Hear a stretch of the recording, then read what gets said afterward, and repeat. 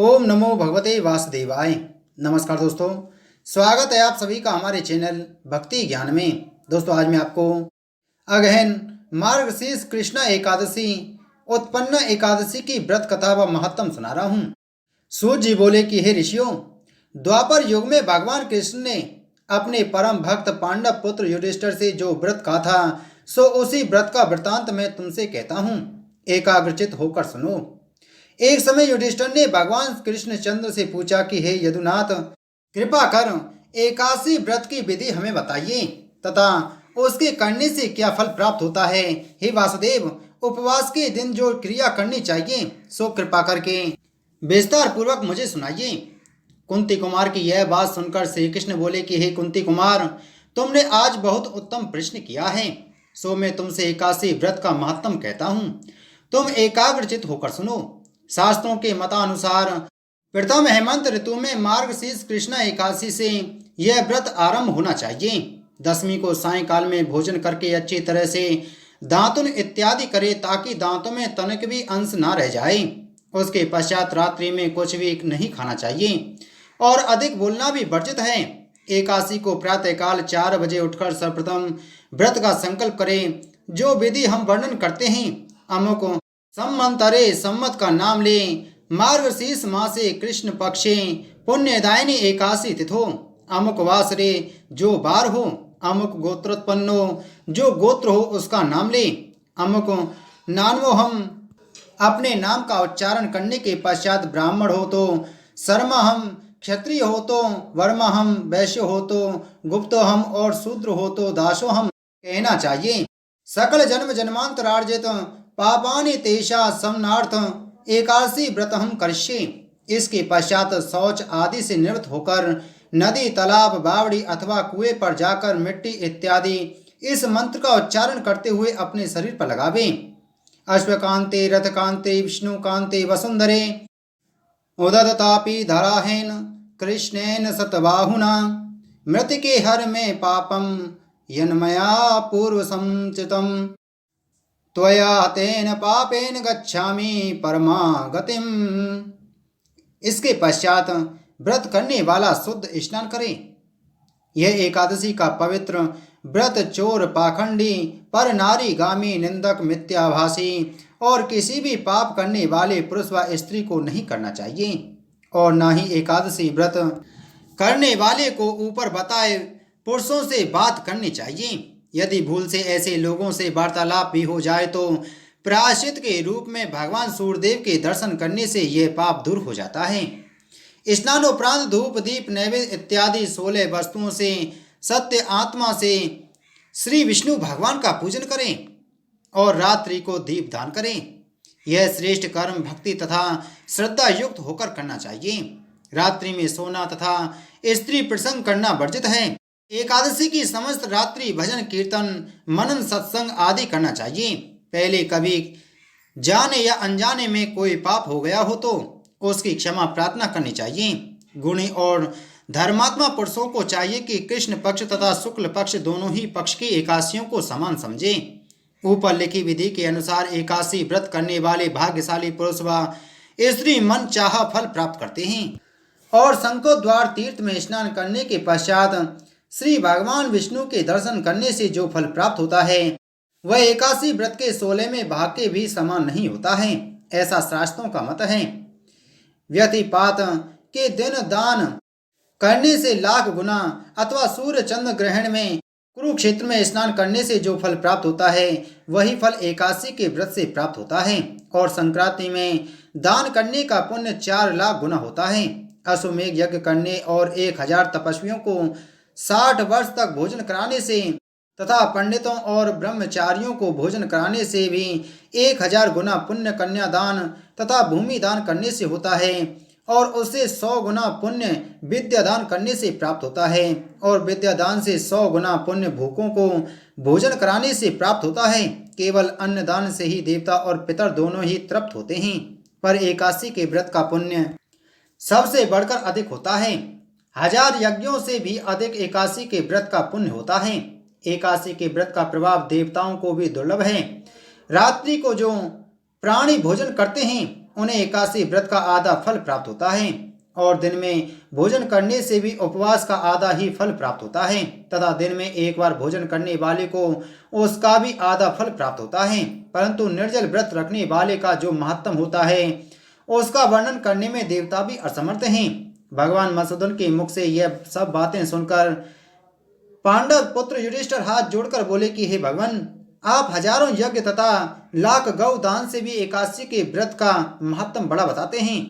सो प्रभु, कृपा करके ये भी और बताने की कृपा कीजिए कि यह तिथि सब तिथियों में उत्तम क्यों मानी जाती है।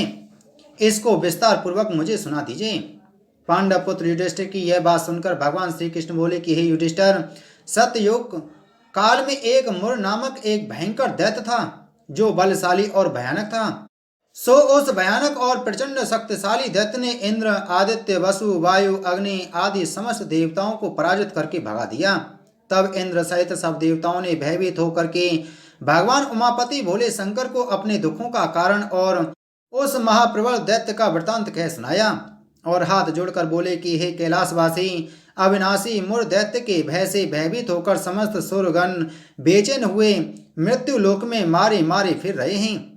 समस्त सुर समाज को बेचैन देखकर और उनकी अनन्य विनय सुनकर भगवान भोले भंडारी बोले कि हे देवताओं, तीनों लोकों के स्वामी भक्तों के समस्त दुखों का विनाश करने वाले भगवान विष्णु की शरण में जाते ही तुम्हारे इस महान कष्ट का निवारण होगा। अर्थात वे ही सर्वशक्तिमान प्रभु सबका कष्ट हरते हैं। भगवान भोले शंकर की यह बात सुनकर इंद्र आदि समस्त देवता एकत्रित होकर क्षीर सागर पर जहाँ शेषनाग की सैया पर भगवान कमलापति शयन कर रहे थे जा पहुंचे। वहां पहुंचकर श्री भगवान विष्णु को शुद्ध देखकर सब सुर समाज कर जोड़ नतमस्तक स्तुति कर विनती करने लगा कि शंख चक्र गदा पद्म तथा वनमालाओं से अलंकृत देवादिदेव देवताओं द्वारा स्तुति करने योग्य आपको कोटान कोट प्रणाम है। हे सुर नर मुनि जन की रक्षा करने वाले महाप्रभु, आपको बारंबार नमस्कार है। हे दया के धाम प्रभु, आप हमारी रक्षा कीजिए। दैत्यों से भयभीत होकर हम आपकी शरण आए हैं, क्योंकि आप ही इस समस्त ब्रह्मांड के कर्ता धर्ता माता पिता हैं। आप ही उत्पत्ति और पालन करता तथा संहार करने वाले हैं और सबको शांति प्रदान करने वाले हैं। आकाश और पाताल भी आप ही हैं। आप ही हम सबके पितामह सूर्य, चंद्र, अग्नि, वायु, ब्रह्मा, हव्य, कव्य, मंत्र, तंत्र, यज्ञमान, यज्ञ कर्म कर्ता भोक्ता भी आप हैं। आप सर्वव्यापक हैं। आपके अतिरिक्त चर अचर कुछ भी नहीं है। हे महाप्रभु, दैत्य ने हमें पराजित करके स्वर्ग से नष्ट भ्रष्ट कर दिया है। हम सब देवता इधर उधर मारे मारे फिरते हैं। सो हे मधुसूदन, आप उन दैत्यों से हम सबकी रक्षा कीजिए, रक्षा कीजिए, रक्षा कीजिए। सुर समाज की यह विनती सुनकर भगवान कमलापति बोले कि हे सुरों में ऐसा मायावी दैत्य कौन है, उसमें ऐसा कितना बल है और वह किसके आश्रय है तथा वह कहाँ रहता है, ये सब मुझसे कहो। भगवान विष्णु की बात सुनकर सुरराज इंद्र बोले कि हे प्रभु, प्राचीन काल में एक नाड़ी जंग नाम का राक्षस था। उसी का पुत्र महाबलशाली, महापराक्रमी और विश्व विख्यात मुर नाम का दैत्य है और चंद्रावती नामक नगरी में रहता है। उस महाअसुर ने समस्त देवताओं को स्वर्ग से निकाल करके अपना अधिकार कर लिया है। वह स्वयं इंद्र, अग्नि, वरुण, कुबेर, यम, वायु, ईश, चंद्रमा, नैऋत्य आदि सबके स्थान पर अपना आधिपत्य जमाकर और स्वयं सूर्य बनकर प्रकाश करता है। इतना ही नहीं, वह स्वयं मेघ बनकर सबसे अजय है। हे असुर निकंदन, उस दैत्य का संहार कर हम सब देवताओं की रक्षा कीजिए। हम सब आपकी शरण हैं। इंद्र के ऐसे वचन सुनकर भगवान कमलापति बोले कि हे देवताओं, तुम ना घबराओ, मैं शीघ्र ही तुम्हारे शत्रु का संहार करूंगा और तुम सब अब चंद्रावती नगरी को चले जाओ। समस्त देवताओं सहित भगवान विष्णु भी चंद्रावती नगरी को चल दिए। उस समय दैत्यराज मुर दैत्य सेना सहित युद्ध भूमि में बड़े अभिमान से गरज रहा था। उस महादैत्य की घोर गर्जना को सुनकर सब देवता भयभीत होकर चारों दिशाओं में भाग खड़े हुए। यह देख स्वयं भगवान विष्णु रणभूमि में जा पहुंचे। भगवान कमलापति को रणभूमि में देखकर दैत्य दल ने अनेक प्रकार के अस्त्र शस्त्रों से प्रहार किया। भगवान ने यह देखकर अपने तीखे बाण छोड़े, जो नागों की तरह से लहराते हुए जाकर दैत्यों के अंगों को बीधने लगे। बहुत से दैत्य उनके हाथों से मारे गए। केवल एक मूढ़ दैत्य ही जीवित बचा था। वह अविचल भावना से भगवान के साथ युद्ध करता रहा। यह देख सुर समाज अत्यंत बेचैन हो गया। भगवान जो भी तीक्ष्ण बाण उसके शरीर में मारते थे वो उसके अंग में पुष्पों के समान लगते थे। शस्त्रों से उस महादैत्य का अंग छिन्न भिन्न हो गया, परंतु वह फिर भी युद्ध करता रहा। तत्पश्चात भगवान और दैत्य का मल्ल युद्ध होने लगा। इस प्रकार वह 10,000 वर्ष दोनों का मल्ल युद्ध हुआ, परंतु वो महाबली दैत्य फिर भी पराजित नहीं हुआ। तब भगवान उस मूढ़ दैत्य से लड़ते लड़ते थक करके भद्रकाश्रम को चले गए। वहां पर हेमवती नाम की एक सुंदर गुफा थी। उसमें विश्राम करने लगे। श्री कृष्ण जी बोले कि युधिष्ठिर, वो गुफा 12 योजन लंबी थी और उसका एक ही द्वार था। वे वहां जाकर सो गए। वह दैत्य भगवान विष्णु को सोया देखकर मारने के लिए उद्यत हुआ। वह अभी मारने का प्रयत्न कर ही रहा था कि उसी क्षण विष्णु के शरीर से एक अति तेजस्वी तथा अत्यंत प्रभावशाली कन्या अस्त्र शस्त्र धारण किए हुए उत्पन्न हुई और उस कन्या के बल पराक्रम को देखकर आश्चर्यान्वित होकर मुर उसके साथ युद्ध करने लगा। उस कन्या के बल और पराक्रम तथा वीरता को देखकर दैत्य ने विचार किया कि इस कन्या को इतना भयानक युद्ध करना किसने बताया है। यह तो बड़ा भयंकर युद्ध करती है। वह अभी विचार कर ही रहा था कि उस वीर प्रभावशाली देवी ने एक ऐसा बाण मारा कि उस दैत्य राज का रथ टूटकर चूर चूर हो गया तथा उसके अस्त्र शस्त्रों को काट कर टुकड़े टुकड़े कर दिए। तब वह मूढ़ दैत्य मल्ल युद्ध करने लगा, परंतु देवी ने धक्का मारकर मूर्छित कर दिया। जब वह दैत्य मूर्छा से जागा तो उस कन्या ने उसका सिर काट डाला। इस प्रकार वह दैत्य तो पृथ्वी पर गिरकर मृत्यु को प्राप्त हुआ और बाकी दैत्य भयभीत होकर पाताल लोक को भाग गए। जब भगवान विष्णु की निंदा टूटी तो उन्होंने मूढ़ दैत्य के कटे हुए सिर व दोनों हाथ जोड़कर खड़ी हुई एक कन्या को देखा। तब भगवान उस कन्या से पूछने लगे कि हे देवी, जिस दैत्य से इंद्र आदि सब देवता रणभूमि छोड़कर भयभीत होकर स्वर्ग को भाग गए थे, उसको किसने मारा है? वह कन्या कहने लगी कि भगवान, जब आप निंदा में थे तो दैत्य आपको मारने के लिए उद्यत हुआ। तब आपकी योग माया द्वारा आपके शरीर से उत्पन्न होकर मैंने इस दैत्य का वध किया है। यह सुनकर भगवान बोले कि हे देवी, तुमने इस दैत्य को मारकर देवताओं पर महान उपकार किया है, अतः तुम इच्छा अनुसार वर मांगो। तब वह देवी बोली कि भगवान, यदि आप मुझको वरदान देना ही चाहते हैं तो दीजिए कि जो कोई मेरा व्रत करे उसके सब पाप नष्ट हो जाएं और अंत में मोक्ष को प्राप्त हो। रात्रि को भोजन करने वाले को आधा फल और जो एक बार भोजन करे उसको भी आधा फल प्राप्त हो। जो मनुष्य भक्ति पूर्वक मेरे व्रत को करे वह निश्चय ही आपके लोक को प्राप्त हो।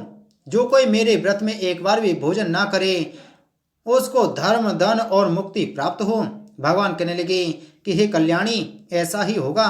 मेरे और तुम्हारे भक्त एक ही होंगे और वे अंत में प्रसिद्धि को प्राप्त करके मेरे लोक को प्राप्त होंगे। क्योंकि तू एकासी को उत्पन्न हुई है, अतः तेरा नाम एकासी होगा। तुम मुझको सब तिथियों में प्रिय हो, इस कारण तुम्हारे व्रत का फल तीर्थों से अधिक फलदायी होगा। भगवान के ऐसे उत्तम वचनों को सुनकर देवी अत्यंत प्रसन्न हुई। भगवान कृष्ण कहते हैं कि हे युधिष्ठिर, सब तीर्थों और व्रतों के फल से एकासी व्रत का फल सर्वश्रेष्ठ है। एकासी व्रत करने वाले को मैं मोक्ष पद देता हूँ, उसके शत्रुओं का नाश एवं समस्त विघ्नों को नष्ट करता हूँ। यह मैंने एकासी की उत्पत्ति का सब वृतांत बतलाया है। एकासी पापों को नष्ट करने वाली तथा सिद्धि देने वाली है। उत्तम पुरुषों को दोनों पक्ष के एकासियों को समान समझना चाहिए। जो मनुष्य इस एकासी मातम को पढ़ता अथवा सुनता है उसको अश्वमेघ यज्ञ का फल प्राप्त होता है और वह करोड़ों वर्ष तक विष्णु लोक में वास करता है, वहां भी उसका पूजन होता है। जो मनुष्य एकासी महात्म के चौथे भाग को पढ़ता है उसके भी अनेक पाप नष्ट हो जाते हैं। विष्णु धर्म के समान अन्य कोई धर्म नहीं है और एकासी व्रत के समान दूसरा व्रत नहीं है। बोलो एकासी महात्म की जय।